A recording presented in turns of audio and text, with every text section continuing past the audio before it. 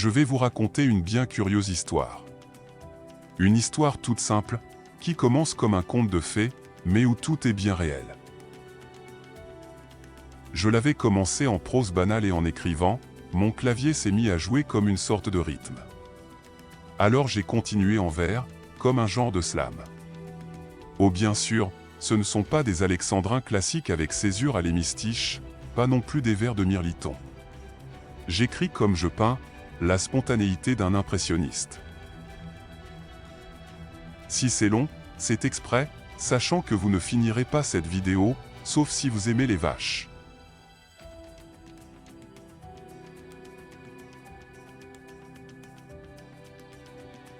Les vaches bleues. Il était une fois dans un joli coin de France, une petite ville perdue sous son grand ciel immense, un trou de verdure, parcouru d'un lent courant d'une si large rivière, dont un gris sable mouvant, avait formé des îles retenues prisonnières. L'étroite rue de la plus grande fut la première de l'antique cité où se bâtirent des maisons. Inertes murs épais de pierre, construits sans raison, torchis d'argile, de paille et poils de vaches mêlés, paradis perdu des gamins échevelés. Deux enfants rêveurs, et les plus sages d'entre eux, jouent dans la chambre assis sur le lit soyeux.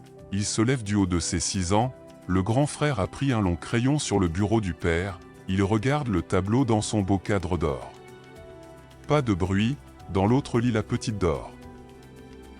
Un bleu paysage qui semble animé, l'attire, quelque chose ne va pas, en lui-même, il soupire. La tapisserie ocre, de genre art déco, soutenue d'autres tableaux qui se font écho, touchant souvenir, aussi œuvre de famille, dans les doigts du gamin, le crayon fourmille d'idées, son œil déjà malin a compris le défaut. Dans le chemin trottent des vaches en troupeau, elles sortent d'un village, chaumière au toit jauni, douce, verte et calme campagne, mais pas finie, les bêtes sont dans une sorte de brouillard, le peintre s'est arrêté, il se faisait tard. Pas terminé, les vaches n'ont pas de pattes, la toile reste ainsi, abandonnée en hâte.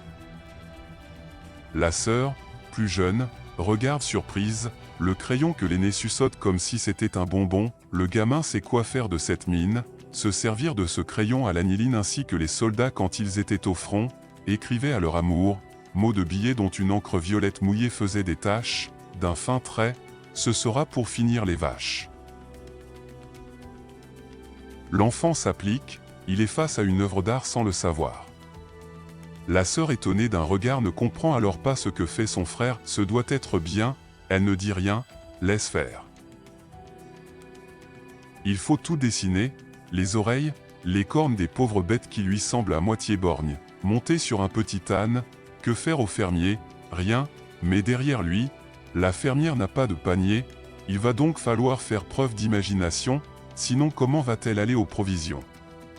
Le geste de la bonne femme n'a pas bougé, se hisser plus haut pour que d'un bras allongé, l'artiste en herbe puisse achever le tableau.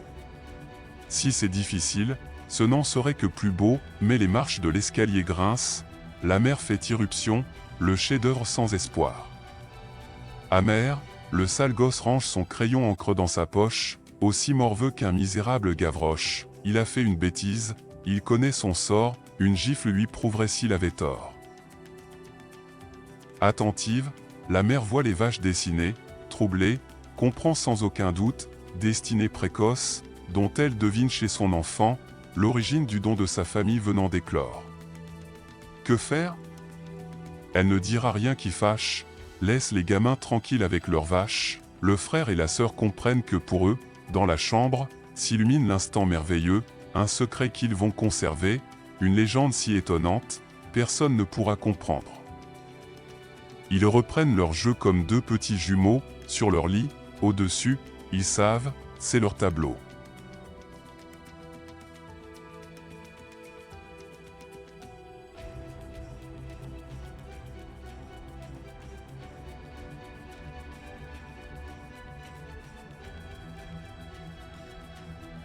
Le soir, j'ai remis le crayon de mon père à sa place sur son bureau, il sait se taire, lui non plus ne m'a rien dit, d'ailleurs à quoi bon, près de son stylo il a rangé le crayon, un drôle de petit couteau rond à côté, n'y pas toucher, c'est pour enlever les pâtés.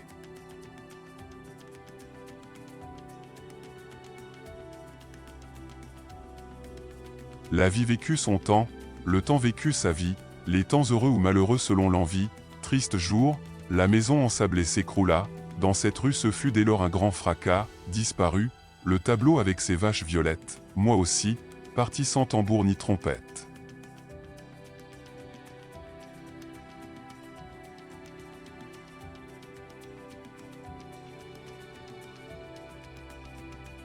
Les siècles s'écoulent.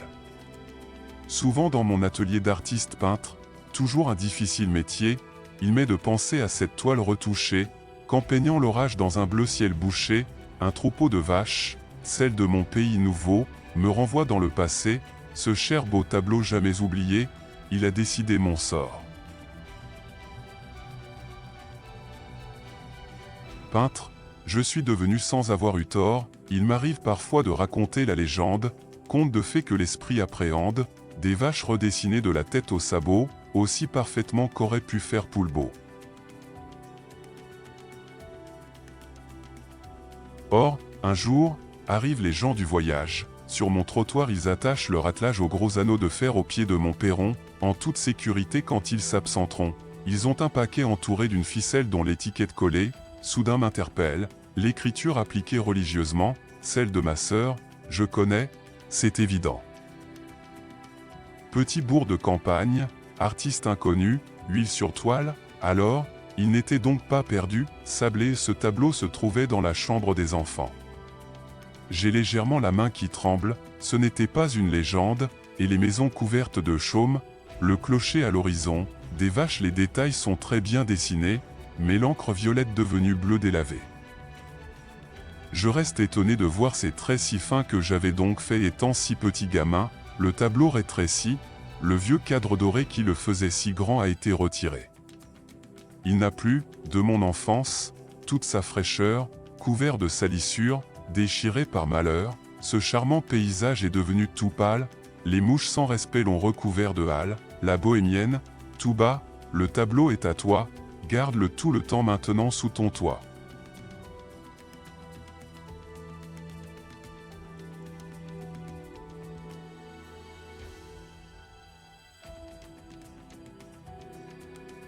Maintenant seul dans mon atelier, commencé sur mon chevalet, une autre toile de sablé par le fait du hasard est en préparation, je ne fais que reprendre en grande dimension, bord de rivière, vue de mon pays si joli, un lieu caché sans aucune mélancolie, une toute petite ébauche, fruit de mes 15 ans, toile de premier émoi, destin déterminant, j'arrête tous travaux, mon temps sera consacré aux souvenirs chers, il doit être restauré. Dans mon métier, j'ai fait tant de restaurations, celle-ci sera menée avec plein d'émotion. Nettoyer une toile ancienne, de la minutie, savonner délicate, petit à petit les toupes de coton retirent du temps l'outrage. Travail de bénédictin recueilli, sans rage, l'œuvre est fragile, très fine sa belle toile de lin, tant prisée des meilleurs peintres d'un temps lointain, c'est fatigué sur son châssis d'être cloué, rompu, par endroits, ses fibres se sont trouées. Et lentement, les couleurs sortent de la crasse, le plus tenace et toutes des mouches les chiassent depuis tant d'années dans la peinture incrustée, avec une aiguille, doucement elles sont grattées, j'y passe beaucoup de temps sans faire de dégâts, pour des couleurs ne pas déranger l'agrégat. Une sorte de vernis à poser comme un voile de brume qui recouvre affadie cette toile, prudence, il ne faut pas déranger les dessous, la térébenthine va dissoudre ce grisou, pourtant, une crainte au ventre me tenaille, ne pas effacer l'encre violette, je tressaille, vérifiant à chaque instant mes bouts de coton, les pattes des vaches sont restées, bleu horizon, les heures passent, doucement, frottis, légèreté, miracle, les couleurs retrouvent leur vérité. Réparer les fils brisés est fait avec soin, l'enduit blanc sera rebouché selon besoin. Sur le côté droit me gênent des salissures, restent de vilains coups de pinceau en dorure du cadre, je suppose un jour trop abîmé, décapé, impossible, c'est bien trop risqué, une seule solution, gratter délicatement, j'utilise un petit couteau bizarrement arrondi et qui se trouve toujours bien rangé dans ma trousse à dessin, pour gratter les pâtés, gratte-papier que j'ai conservé du bureau de mon père, aujourd'hui, il me sert, trop beau. Maintenant le peintre que je suis entre en lice, retoucher chacun des trous en touches lisses, en couleur à tempéra, retrouver les tons afin qu'ils soient tous raccordés sans désunion, plus raisonnable qu'avec les couleurs à l'huile s'oxydant lentement puisque non volatile, il restera, bien sec, à uniformiser l'ensemble du tableau fini et terminé par une application de cire carnauba soyeuse, comme il se doit en restauration sérieuse. Simple à expliquer, pourtant il faut comprendre que faire une restauration sans se méprendre est le résultat d'une longue expérience, et s'amuser aussi à étaler sa science sert à éviter moqueries et colibets des naïfs préférant jouer du galoubet. Je l'ai accroché dans mon atelier, caché parmi mes autres toiles sur mon mur plancher.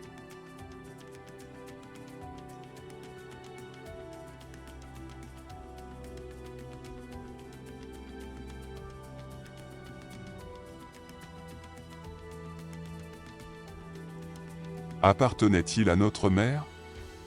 C'est certain, lui représentait-il un souvenir lointain? Nous ne le saurons jamais, histoire passée d'une vie simple, habituellement ressassée. Imaginez, chose probable, que ce tableau lui fut offert dans le temps, modeste cadeau, par des descendants de Chouan de cette charnie, où elle vécut les premières années de sa vie, par destin d'un exil, emmené au galop.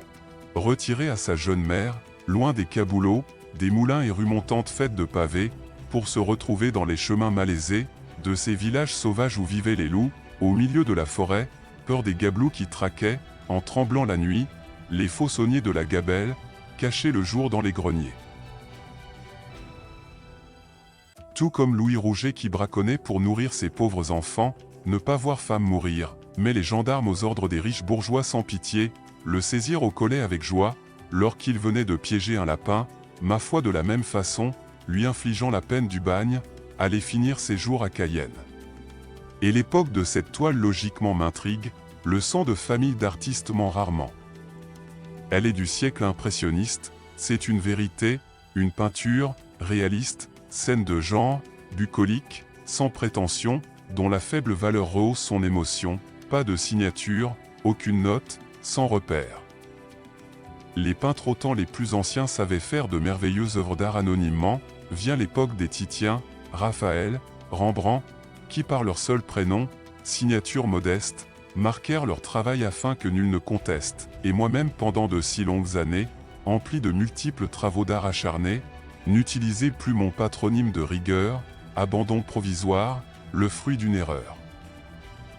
J'ai recherché si ce tableau dont on devine comme une sorte de douceur angevine, avait été peint au milieu des paysages romantiques, si chers à mon enfance sage. Pas un seul modeste clocher ne veut surgir aux alentours, seules des vaches peuvent mugir, ces clochers de campagne, qui partout dressaient leurs tours de pierre fainéantes, et dominaient les humbles et laborieuses chaumines bâties de terre et de chaumes de pauvres mines. Paysans résignés, de quelques vaches nourries, écoute l'Angélus, contremaître sans répit. Le curé t'a dit, à la sueur de ton front ta vie gagnera, paroles vaines que vaincront inévitablement les démons, la misère inexorablement s'étend sur notre terre, vêtue de robes jamais relevées pour la glèbe foulée, et semer le blé comme fait la plèbe, il n'est que prêchi-prêcha pour l'humble porteur, ignorant qu'en fait il transporte le malheur. Heureux de vivre d'aumône à la grange aux dîmes, les mains blanches, libre de tout ouvrage et digne seul le soir de la soupe servie par sa bonne debout, attendant les ordres qu'il lui donne, rêvant d'une vie éternelle dans les cieux, prier, le seul travail qu'il connaît de précieux. Il reste une question, suis-je le seul à poser, le fait d'un sacrilège, honte qu'il faut oser dénoncer? Faire ce genre de gribouillage, fut-il la perfection d'un enfant en bas âge, et pécher envers la création d'un artiste ayant mis tout son cœur pas forcément théiste, afin d'offrir à l'aide seule de son pinceau, le bonheur de la vie au sein de ce troupeau? Jamais œuvre d'art ne doit être ni modifiée, ni sacrifiée sur l'autel de la bêtise bétifiée. Je vois, avec effarement, au sein de la ville où j'ai construit mon atelier, des gestes vils, vandalisme répété sur des sculptures qu'un artiste réputé avait, dans les murs, incrustés de figures racontant des histoires extraordinaires au sort ruiné de déboires, invraisemblable scandale, la destruction d'art n'intéressant personne, pas même un regard. Mes petites vaches bleues, éternelles, sont sauvées du monde insolent, de la culture massacrée, le passé sert à faire du futur l'avenir, les œuvres de l'esprit ne doivent pas périr, ce petit clocher sonne les heures lointaines évanouies dans l'eau claire d'une fontaine. Il était une fois dans un joli coin de France, une petite ville perdue sous son grand ciel immense. Christian Rimbaud, Lisieux, mai 2023. À ma sœur Chantal.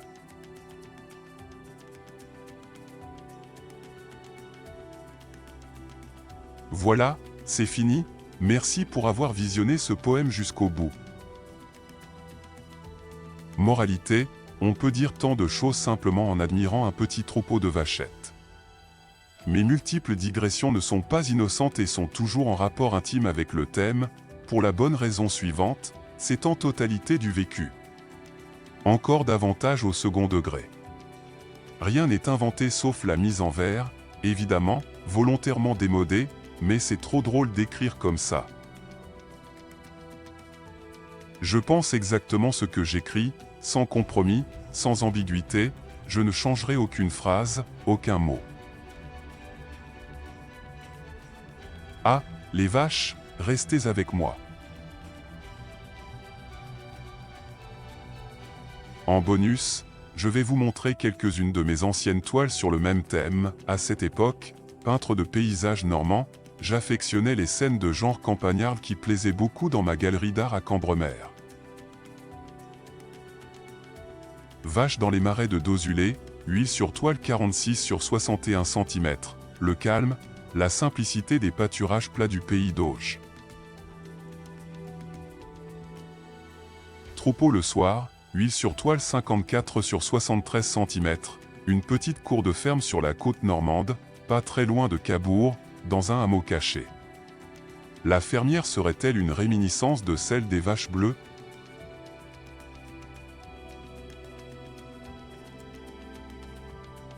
Troupeau avant l'orage, huile sur toile 54 sur 73 cm.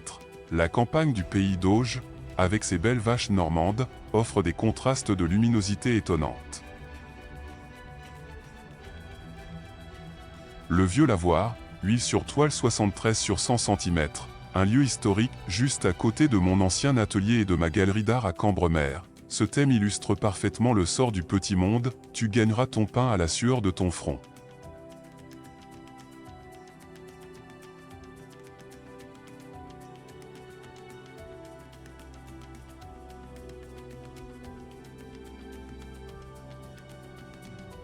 Observation, cette petite toile est d'une très bonne facture, la technique du peintre prouve un excellent métier.